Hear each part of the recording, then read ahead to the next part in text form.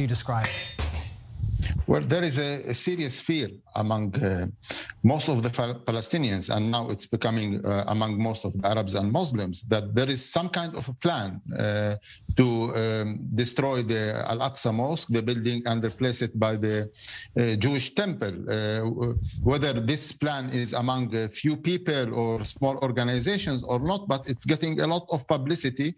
It's there. There are the design of the new temple. There are organizations on the website, on the social media that is calling for the replacement of the Dome of the Rock with the Jewish building, with the Jewish temple, and this is creating a fear. People, Al-Aqsa is a very sensitive nerve. You cannot touch it. It's a powder bag, a gunpowder bag, and we are keep testing it with fire. It will explode, and it keeps exploding.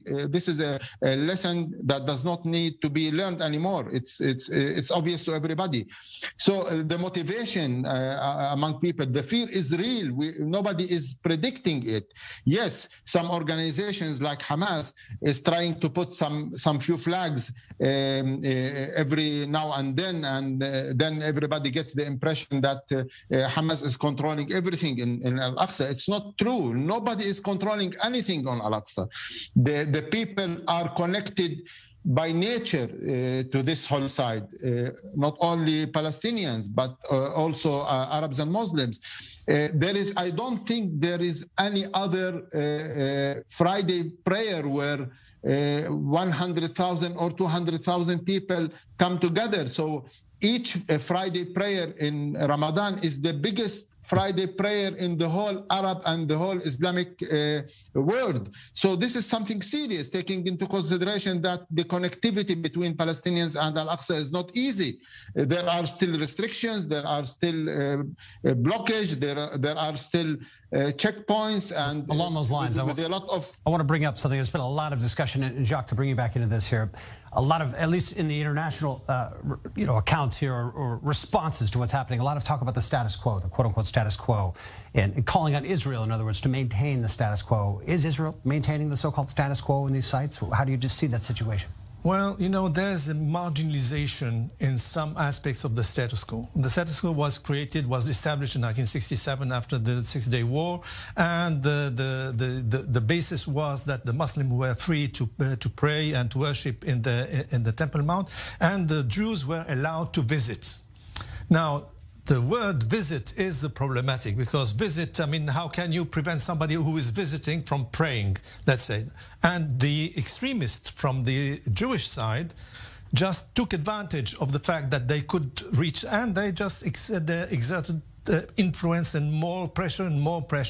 And the problem is that sometimes, or most of the times, Israel is misread by the Palestinians, by the Arab world. I will give you an example.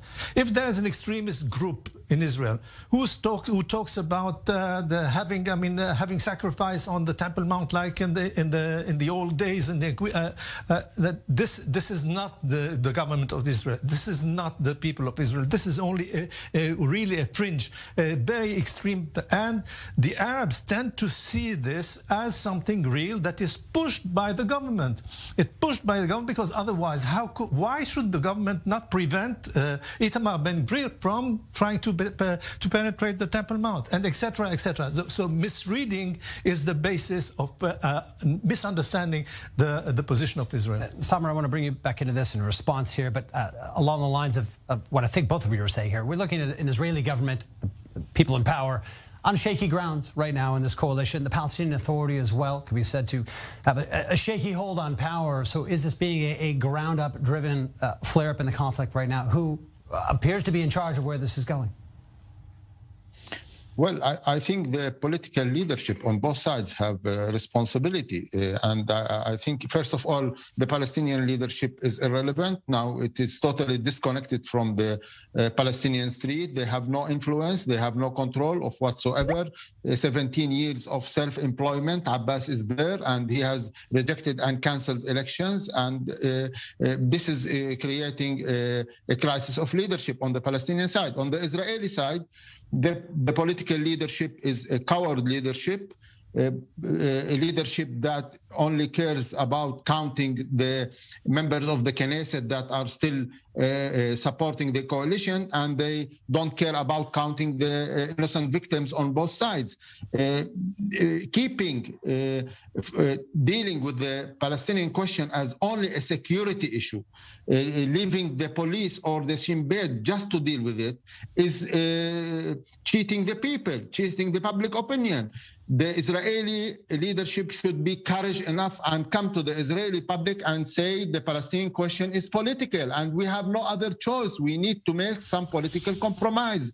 If not, we will keep losing victims from here and there. We will keep using violence because occupation is violence, and the Palestinians will keep resisting with more violence. We will not be out of this circle of violence for the rest of our lives, for generations. Not dealing with the question now on a political basis is just transferring the problem to the coming generations, and this is not leadership. This is an act of cowards. So we have lack of leadership on both sides. I would like to mention something about whether, in brief, please. Yes, whether changing the status quo or trying to demolish Al-Aqsa and building the temple is an act of minority. Yes, but we have learned as Palestinians that also minorities can impose their agenda on the governments, like the wave of settlements, for example. What's happening in the West Bank? The whole settlement industry started because a minority has imposed its influence, and the right wing, the extreme right wing minority in Israel is capable to influence the whole political system in Israel. We have learned this, and we can see it in practice. It happens. So the peace of the Palestinians Samer, thank you for joining us. Correct and is valid. Appreciate your time here, and both of you, Samer Sijilawi in Jerusalem, Dr.